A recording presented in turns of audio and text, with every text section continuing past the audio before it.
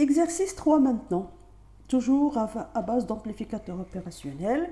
Vous pouvez remarquer ici, on a deux entrées V1, V2, une sortie VS. On demande déjà d'identifier le montage. Identifier le montage, ça veut dire chercher quelle est la fonction qu'il va réaliser. Je parle de montage. Pour cela, je dois essayer de voir le mode de fonctionnement du composant essentiel ici, c'est l'amplificateur opérationnel. Pour cela, je cherche, est-ce qu'il y a une contre-réaction? La sortie à travers R2 revient vers la borne moins et il y a la contre-réaction. Le régime ou bien le mode de l'AOP, c'est le régime linéaire, c'est le mode d'amplification. Je remarque ici qu'on a deux entrées. La première entrée à travers R appliquée à la borne plus et la deuxième entrée aussi appliquée à travers R vers la borne plus. Les deux entrées sont appliquées à la même borne. Chaque fois qu'on a plusieurs entrées 2 ou plus appliquées à la même borne, on parle d'un amplificateur sommateur. D'accord? Un amplificateur sommateur. Il peut être un sommateur inverseur ou bien non inverseur selon où on a appliqué ces entrées. Est-ce qu'on a appliqué ces entrées à la borne plus ou bien à la borne moins? Dans notre cas ici, deux entrées appliquées à la même borne avec la contre-réaction. Et à quelle borne ils sont appliqués? Ils sont appliqués à la borne plus. Automatiquement, je peux dire ici que je réalise un amplificateur sommateur ou bien additionneur non inverseur. Les deux entrées qu'on a appliquées V1, V2, la sortie, ça va être VS.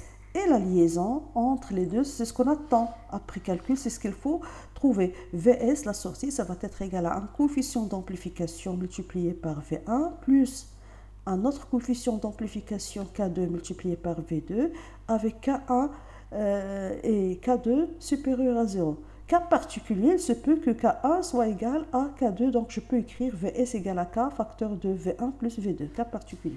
Donc on va commencer maintenant à répondre à la question. Ce montage est un amplificateur sommateur non inverseur. Donc je dis amplificateur puisqu'il y a la réaction négative, sommateur plusieurs entrées appliquées à la même borne, non inverseur, les entrées sont appliquées à la borne plus. Si on vous demande de justifier votre réponse. Question 2 maintenant. On demande d'exprimer le E- en fonction de VS. Le E-, où se trouve le E-? Je dois la situer déjà. E-, je sors de la borne moins jusqu'ici. D'accord? C'est le E-.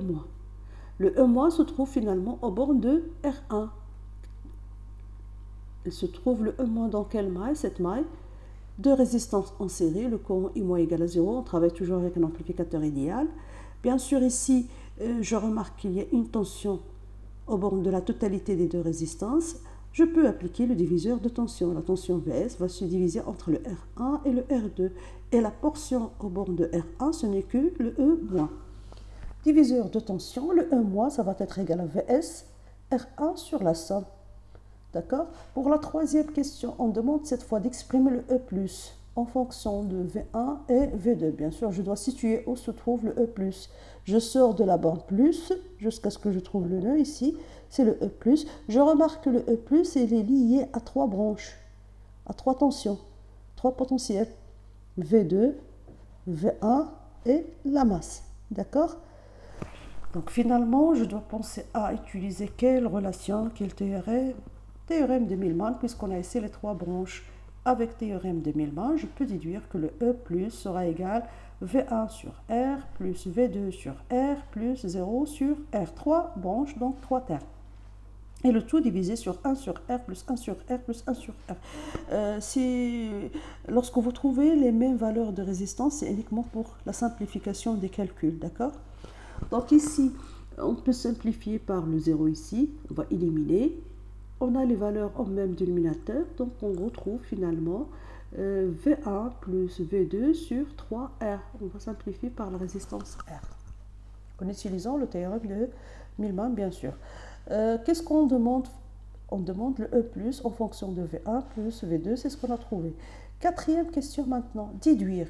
Donc à partir du résultat précédent, on va déduire. Puisque le AOP fonctionne en mode linéaire, le E+ sera égal à O-. Je réalise l'égalité entre les deux relations. V1 plus V2 sur 3 égale à VS R1 sur R1 plus R2. Et bien sûr, on va déduire à quoi est égal le VS. Donc, produit en croix, etc. Simplification, Vs, ça va être égal à V1 plus V2 multiplié par R1 plus R2 divisé sur 3 R1. C'est la relation qu'on va trouver ici. Qu'est-ce que je remarque? Vs sera égal à un coefficient positif, R1 plus R2 sur 3 R1, que je vais nommer K, multiplié par la somme des deux entrées, V1 plus V2, ici, les deux entrées. C'est-à-dire que K1 égale à K2 égale le coefficient K, ici, R1 plus R2 sur 3 R1. On vérifie bien qu'on est en train de réaliser un amplificateur et sommateur. D'accord? Question suivante. Comment choisir les résistances de notre montage R1 et R2 pour avoir Vs égale uniquement à V1 plus V2 sans amplification? Donc, il se fait que le coefficient K soit égal à 1. D'accord? Le coefficient K qui est égal à R1 plus 2 plus R2 sur 3 R1, ça doit être égal à, il est supérieur à 0 et ça doit être égal à 1. Donc, qu'est-ce que je remarque ici? C'est ce qu'on a dit tout à l'heure, que le K1 égale à K2 égale à K, et c'est positif. On vérifie bien sûr qu'on a un amplificateur sommateur, non inverseur. Bon, pour la question 5, qu'est-ce qu'on a dit? Le K doit être égal à 1. Voilà, le K égale à 1 et je cherche la condition. Donc, 3R1 égale à R1 plus R2. Je peux déplacer le R1 de l'autre côté et je retrouve R2 qui sera égal 2 fois R1. Ça veut dire que si je prends le R1 égal à 1 kg, R2 automatiquement ça doit être égal à 2 kg. Pour l'exercice 4 maintenant, un montage aussi avec 2 étages. On demande toujours quelle est la fonction réalisée autour de chaque AOP. Pour répondre, je dois chercher le mode de fonctionnement de chaque amplificateur. Je cherche la réaction négative. Je remarque pour le premier étage que la réaction négative ou bien la contre-réaction, c'est uniquement à travers un fil. C'est un montage connu, c'est le suiveur. Le suiveur, son rôle, c'est d'adapter l'impédance, c'est-à-dire tout ce qu'on va appliquer à l'entrée, on va le retrouver à la sortie. Pour le deuxième montage, on retrouve aussi la contre-réaction, d'accord? La contre-réaction. Parfois, on change les placements de la borne plus et la borne moins. C'est uniquement pour la simplification de la représentation. Mais toujours la borne plus, c'est la borne 3 et la borne moins, c'est la borne 2. C'est-à-dire, elles sont fixes. Voilà, donc ici, il y a la contre-réaction. Le deuxième étage aussi va fonctionner en mode, ou bien le deuxième amplificateur va fonctionner en mode linéaire. Et l'étage ici, ou bien le montage va réaliser un amplificateur. Je cherche quel type d'amplificateur? L'entrée. On a une seule entrée, c'est l'entrée de l'étage. De premier étage, il est appliqué à travers la résistance R1 vers la borne moins. Donc ça va être un amplificateur de tension, mais cette fois inverseur, puisque l'information d'entrée est appliquée à la borne moins. Voilà, donc toujours j'utilise les schémas synoptiques, amplificateur suiveur, j'applique la tension d'entrée VE pour recevoir la tension de sortie V, et bien sûr le V ça va être égal à VE. Le K ici il est égal à 1, pas de changement d'amplitude. Pour l'amplificateur, le deuxième étage c'est un amplificateur de tension bien sûr, il est inverseur, l'entrée ce n'est que la sortie de l'étage précédent, d'accord, et la sortie c'est VS, avec Vs qui sera égal à un coefficient K multiplié par V. Avec le K, cette fois, elle est inférieure à 0 puisque c'est l'inverseur. C'est ce qu'il faut vérifier par calcul par la suite.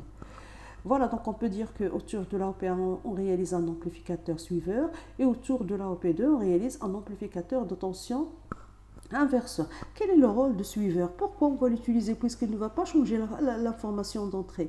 On l'utilise pour ses caractéristiques, les caractéristiques internes de l'AOP, de l'amplificateur opérationnel. Résistance très grande côté entrée, résistance très faible côté sortie. Donc, elle ne va pas consommer de courant. Faible consommation, les courants d'entrée égale à 0 et pas de perturbation au niveau de la sortie. Ce sont les caractéristiques idéales qu'on cherche lorsqu'on réalise des systèmes électroniques. Donc ici, on peut intercaler des montages suiveurs entre montages si on veut réaliser des liaisons, si on veut réaliser ce qu'on appelle l'adaptation d'impédance. On pense à utiliser un montage, un amplificateur suiveur. Voilà la question suivante. Exprimer cette fois VS en fonction de VE. On vous demande directement d'exprimer le VS en fonction de VE, mais je dois faire attention, je dois diviser le montage à 2 étages. Le premier étage, je cherche le V en fonction de VE, après VS en fonction de V, et je remplace par la suite la valeur de V. C'est ce qu'il faut faire toujours si vous avez plusieurs étages. Donc pour le premier étage, E plus égale à E moins, puisqu'on travaille en mode linéaire. D'accord? C'est le mode d'amplification. Je situe où se trouve le E plus, elle est ici, ce n'est que le VE, bien sûr c'est toujours par rapport à la masse.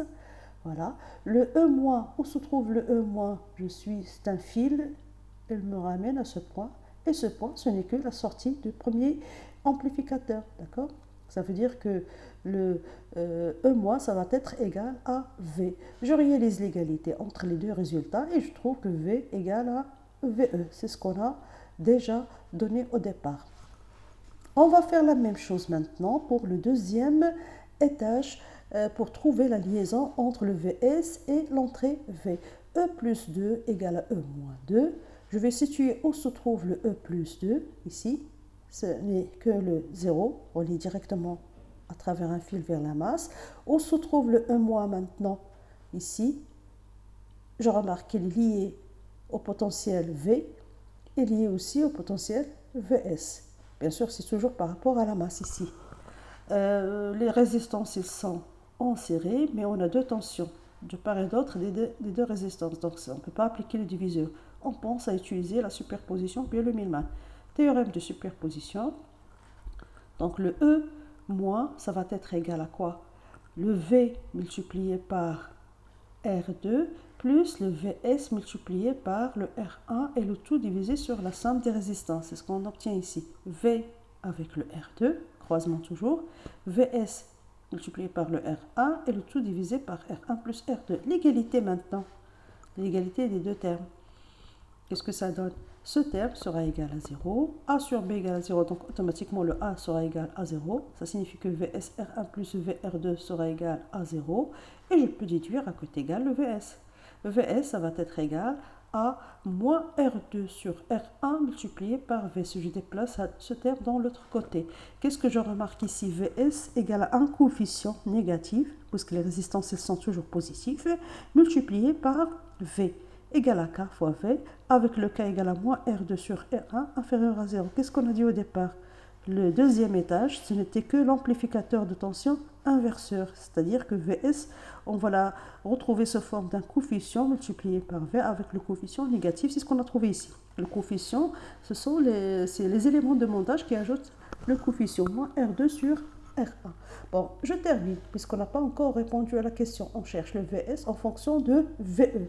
Et il suffit que je remplace le premier résultat dans le deuxième. D'accord? Et on obtient VS qui sera égal à moins R2 sur R1 multiplié par VE. Voilà, donc finalement, on a trouvé le résultat final entre VS et VE. Question suivante. Calculer l'amplification AV. AV, ce n'est que VS sur VE, donc je divise ici par VE, ou bien je déplace le VE ici, d'accord? VS divisé sur VE, et qu'est-ce qu'on trouve ici? C'est moins R2 sur R1, c'est le terme qu'on a trouvé ici, c'est le AV. C'est un coefficient avec lequel on multiplie l'entrée pour obtenir la sortie. Donc je remplace avec les valeurs numériques, 25 kg sur 2,5 kg, le kilo je simplifie, et je retrouve finalement moins 10. Donc ici, le moins 10, ça veut dire que le montage réalise un amplificateur inverseur, un amplificateur de tension inverseur. Si j'applique une tension d'entrée positive, à la sortie, ça va être négatif. Si j'applique une tension négative, à la sortie, ça va être positif avec l'amplification qui est égale à moins 10. Je vais vous donner un exemple ici de chronogramme. Si par exemple ici j'applique à l'entrée un signal sinusoïdal d'amplitude 0,5, à la sortie on va obtenir même nature de signal sinusoïdal mais en opposition de phase puisqu'il y a le signe moins avec amplification, d'accord? 0,5 son équivalent c'est moins 5 et moins 0,5 son équivalent c'est 5. C'est l'effet que va donner ce montage. Exercice 5. Soit le montage suivant, toujours un montage à base d'amplificateur opérationnel. quel est le mode de fonctionnement de l'AOP et justifiez votre réponse. Donc ici, pour répondre à cette question, le mode ou bien le régime du composant, il suffit de revoir est-ce qu'il y a une contre-réaction, d'accord? S'il y a la contre-réaction, c'est le mode linéaire. S'il n'y a pas de contre-réaction, c'est le mode non linéaire. Voilà, donc je remarque ici qu'il y a la contre-réaction à travers de R. La sortie revient vers la borne moins. Le mode de fonctionnement de l'AOP est le mode linéaire car il y a une contre-réaction. Question numéro 2. Quelle est la fonction réalisée par ce montage? Bien sûr, puisqu'on travaille en mode linéaire, c'est l'amplification. C'est un amplificateur. Quel type d'amplificateur? Je vérifie les entrées. On a deux entrées ici. La première entrée à travers R est appliquée à la borne moins. La deuxième entrée à travers 2R est appliquée aussi à la même borne, c'est la borne moins. Ça va être un sommateur. Quel type de sommateur? Le sommateur inverseur, puisque les tensions elles sont appliquées à la même borne. C'est le sommateur inverseur. On a appliqué ici deux entrées, il peut y avoir plus que deux entrées. À la sortie, c'est VS. Et bien sûr, on s'attend à avoir VS égale un coefficient K1 fois V1 plus K2 fois V2, avec les coefficients K inférieurs à 0, puisque l'amplificateur ici, elle est inverseur. La somme des deux tensions avec un signe moins, on inverse. Ce montage est un amplificateur sommateur inverseur. La troisième question demande d'exprimer VS en fonction des éléments d'entrée, c'est-à-dire la valeur ajoutée de notre montage, on cherche toujours sa valeur ajoutée. Bien sûr, ici, on travaille au mode linéaire, le E plus égale à E moins, c'est toujours la même relation qu'on utilise chaque fois qu'on travaille en mode linéaire, c'est-à-dire le mode qui réalise l'amplification. Et je dois situer maintenant où se trouve le E plus, ici. Le E plus, ce n'est que le 0. Le E moins, où se trouve le E moins, c'est ce point-là, d'accord? Ce point, il est relié avec V2 à travers 2R, relié vers V1 à travers R, relié vers VS à travers 2R. Trois branches, trois tensions. Je pense directement à utiliser le théorème de Millman. Le E-, ça va être égal à V1 sur R plus V2 sur 2R plus VS sur 2R et le tout divisé sur 1 sur R plus 1 sur 2R plus 1 sur 2R. Je simplifie mon équation et je retrouve le résultat demandé. Donc ici, ce terme, sans le simplifier, puisque l'égalité sera faite avec le 0, le 0, il va me simplifier l'équation. Donc V1 sur R plus V2 sur 2R plus VS sur 2R, le tout divisé sur 1 sur R plus 1 sur 2R plus 1 sur 2R égale à 0, A sur B égale à 0, donc le A égale à 0. Ce terme sera égal à 0. Je cherche le VS, à ne pas oublier qu'est-ce qu'on est en train de chercher. On cherche le VS en fonction de V1 et V2. Je dois essayer d'isoler ce terme-là, mais avant, je vais mettre au même dénominateur. Donc, c'est à vous de voir comment vous pouvez simplifier votre équation. 2R, ici je multiplie par 2, ça va me donner 2V1 plus V2 plus VS égale à 0. Donc, ce terme sera égal à 0, d'accord? Ce terme sera égal à 0, de V1 plus V2 plus VS égale à 0. Et je peux déduire à quoi est égal le VS. Donc le VS, ça va être égal moins, si je déplace de l'autre côté, moins 2V1 plus V2. Qu'est-ce que je remarque ici? Si je fais l'analogie avec le résultat attendu, VS égale à K1 V1 plus K2 V2. Donc le K1, ce n'est que moins 2 et le K2, ce n'est que moins 1. Je réalise bien sûr ici, on vérifie qu'on est en train de réaliser un sommateur, mais elle est inverseur. D'accord?